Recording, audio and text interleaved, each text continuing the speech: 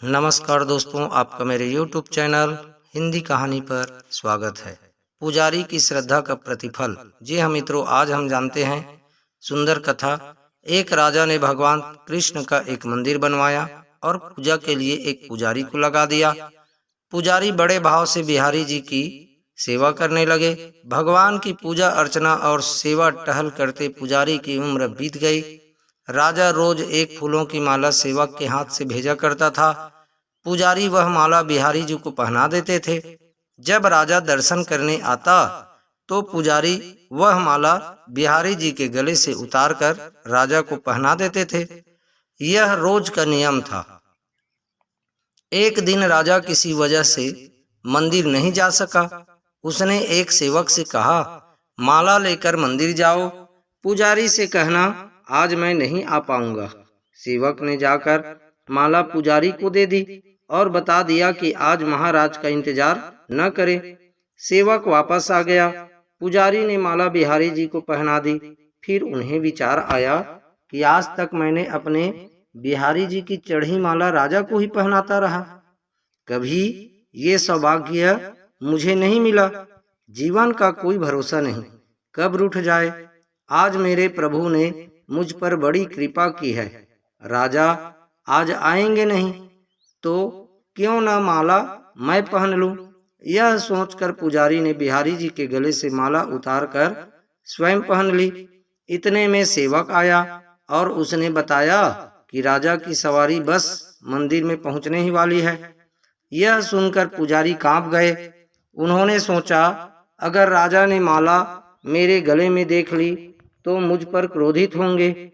इस भय से उन्होंने अपने गले से माला उतारकर बिहारी जी को फिर से पहना दी। जैसे ही राजा दर्शन को आया तो पुजारी ने नियम अनुसार फिर से वह माला उतारकर राजा के गले में पहना दी। माला पहना रहे थे तभी राजा को माला में एक सफेद बाल दिखा। राजा को सारा माजरा समझ गया। वह पुजारी ने माला स्वयं पहन ली थी और फिर निकाल कर वापस डाल दी होगी। पुजारी ऐसा छल करता है, यह सोचकर राजा को बहुत गुस्सा आया। उसने पुजारी जी से पूछा, पुजारी जी यह सफेद बाल किसका है। पुजारी को लगा कि अगर सच बोलता हूँ तो राजा दंड दे देंगे। इसलिए जान छुड़ाने के लिए पुजारी ने कहा, महाराज यह सफेद बाल तो बिहारी जी का है। अब तो राजा गुस्से से आग बबूला हो गया कि ये पुजारी झूठ पर झूठ बोले जा रहा है। भला बिहारी जी के बाल भी कहीं सफेद होते हैं। राजा ने कहा, पुजारी अगर यह सफेद बाल बिहारी जी का है तो सुबह श्रृंगार के समय मैं आऊंगा और देखूंगा कि बिहारी जी के बाल सफेद हैं या काले। अगर बिहारी जी के बाल काले निकले तो आपको फांसी हो जाएगी। राजा हुक्म सुनाकर चला गया। अब पुजारी रोकर बिहारी से विनती करने लगे, प्रभु मैं जानता हूँ आपके सम्मुख मैंने झूठ बोलने का अपराध किया है।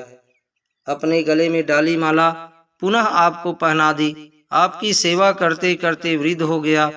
यह लालसा ही रही कि कभी आपको चढ़ी माला पहनने का सौभाग्य मिले। इसी लोभ में यह सब अपराध हुआ। मेरे ठाकुर जी, पहली बार यह लोभ हुआ और ऐसी विपत्ति आ पड़ी है। मेरे नाथ अब नहीं होगा ऐसा अपराध। अब आप ही मुझे बचाइए, नहीं तो कल सुबह मुझे फांसी पर चढ़ा दिया जाएगा। पुजारी सारी रात रोते रोते रहे और सुबह होते ही राजा मंदिर में आ गया। उसने कहा, आज प्रभु का श्रृंगार वह स्वयं करेगा। इतना कहकर राजा ने जैसे ही मुकुट हटाया तो हैरान रह गया। बिहारी जी के सारे बाल सफेद थे। राजा को लगा पुजारी ने जान बचाने के लिए बिहारी जी के बाल रंग दिए होंगे। गुस्से से तमतमाते हुए उसने बाल की जांच करनी चाहिए। बाल असली है या नकली, यह समझने के लिए उसने जैसे ही बिहारी जी के बाल तोड़े, बिहारी जी के सिर से खून की धार बहने लगी। राजा ने प्रभु के चरण पकड़ लिए और क्षमा मांगने लगा। बिहारी जी की मूर्ति से आवाज आई, राजा तुमने आज तक मुझे केवल मूर्ति ही समझा है, इसलिए आज से मैं तुम्हारे लिए मूर्ति ही हूँ। पुजारी जी मुझे साक्षात भगवान समझते हैं। उनकी श्रद्धा की लाज रखने के लिए आज मुझे अपने बाल सफेद करने पड़े, वह रक्त की धार भी बहानी पड़ी तुझे समझाने के लिए। समझो तो देव, नहीं तो पत्थर। श्रद्धा हो तो उन्हीं पत्थरों में भगवान सब प्राण होकर भक्त से मिलने आ जाते हैं, जैसे इस सुंदर कथा में अपने भक्त पुजारी जी को मिलने के लिए आए।